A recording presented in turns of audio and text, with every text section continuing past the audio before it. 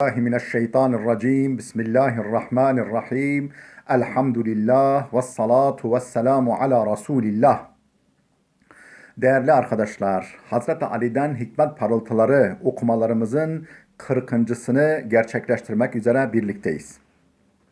Takip ettiğimiz kitap aynı adı taşıyan Hazreti Ali'den hikmet parıltıları adını taşıyan bir kitabımız 2006 yılında Sebat Yayınları'nda yayınlanmış, piyasada mevcudu bulunmayan bir eser.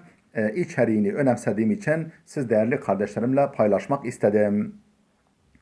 Bu kitap Hazreti Ali Efendimiz'den 274 kadar vecizeyi içermektedir. Her vecizenin orijinaline yer verdik, tercümesini yaptık ve bize ilham ettiği hakikatleri altında bir açıklama olarak kaydettik.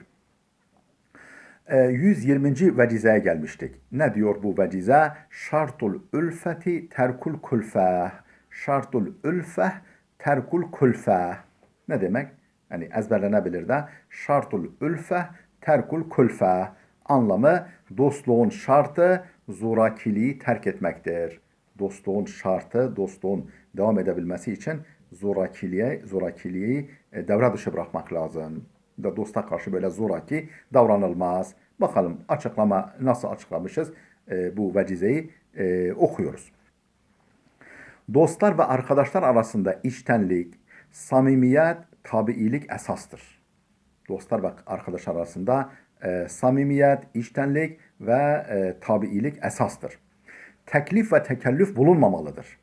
Ne biri diğerine yük olmaya, ona sıkıntı vermeye, zorluk çıkarmaya çalışacak, ne de diğeri beriki için zoraki masraflara, doğal olmayan sıkıntılara girecek.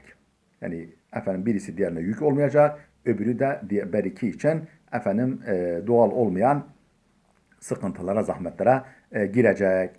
Her şey samimi, doğal, imkan ve takata uygun olarak cereyan edecek. Dostluk böyle sürdürülebilir. Her şey samimi, doğal, imkan ve takata uygun olarak cereyan edecek. Mesela yakın bir dost veya akraba gelecek diye evde adeta seferberlik ilan eder gibi faaliyetler, masraflar ve külfetler dostluğun ömrünü kısaltır. Bir akrabamız gelecek veya bir dostumuz gelecek. Bazen evde böyle bir sanki seferberlik varmış gibi büyük bir hareket, heyecan, bilmem, faaliyet, sanki bir seferberlik varmış gibi bu şekilde davranış dostluğun ömrünü kısaltır. Öte yandan gelen tarafın da beklentiler içinde olması, aşırı ilgi ve ikramlar beklemesi de dostlukla bağdaşmaz. İşte Hazreti Ali bu önemli noktaya çok özlü bir şekilde dikkat çekmektedir. Ne demektedir? Şartul ülfe terkul kulfe. 121. vecize Şifaul Cenani Kıraatul Kur'an. Şifaul Cenan Kıraatul Kur'an. Ne kadar güzel, özlü, ezberlenebilir de. Şifaul Cenan Kıraatul Kur'an. Gönüllerin şifası Kur'an okumaktır. Açıklama: şifa hastalıktan kurtulma, iyileşme, sağlığa kavuşma anlamına gelir. Gönüller de tıpkı bedenler gibi hastalanır. Ancak gönlün hastalığı manevidir. Mesela inançsızlık, samimiyetsizlik, sabırsızlık, kincilik, aşırı öfke, haset, büyüklenmek, nankörlük, ümitsizlik, sabırsızlık vesaire hep kalbin hastalıklarıdır. İşte Kur'an gönlümüzün tüm bu hastalıkları için tam bir şifa kaynağıdır. İşte Kur'an gönlümüzün tüm bu hastalıkları için tam bir şifadır.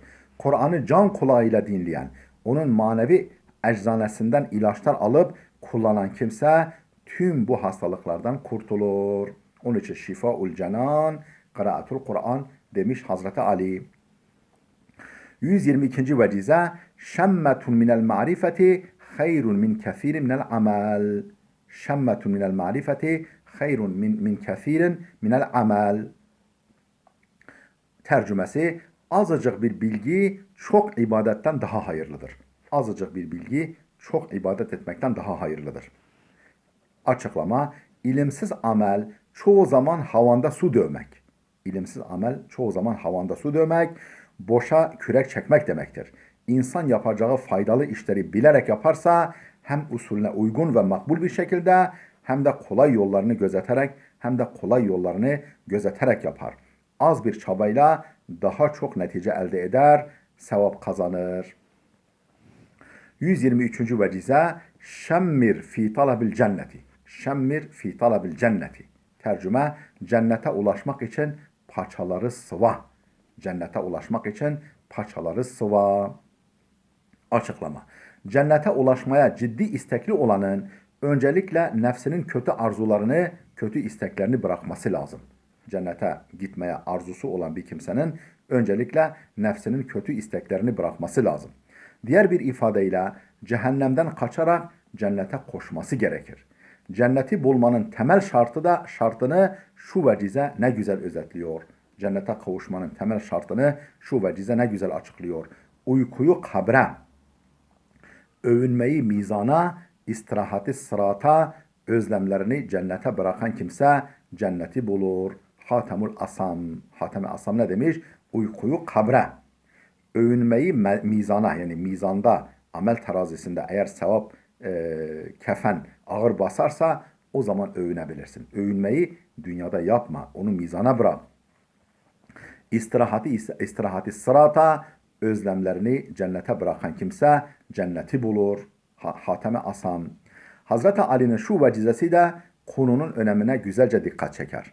Ne diyor Hazreti Ali? Şaşıyorum ki her şeyin isteklisi istediği şeyin yolunda canla başla çalıştığı halde, her şeyin isteklisi o şeye ulaşmak için canla başla çalıştığı halde cenneti isteyenler onu elde etmek için çalışmayıp uyurlar. Buna şaşarım diyor. Yahya bin Muaz'ın belirttiği gibi kışın soğuğundan ve imkansızlıklarından korunmak için yazdan yaptığımız hazırlık kadar, yani kışın soğuğundan ve imkansızlıklarından korunmak için yazın kışa yaptığımız hazırlık kadar olsun, cehennemden korunmak için çalışsaydık cennete girerdik. Değerli dostlar, dersimiz burada dursun. 124. vecizenin başına geldik.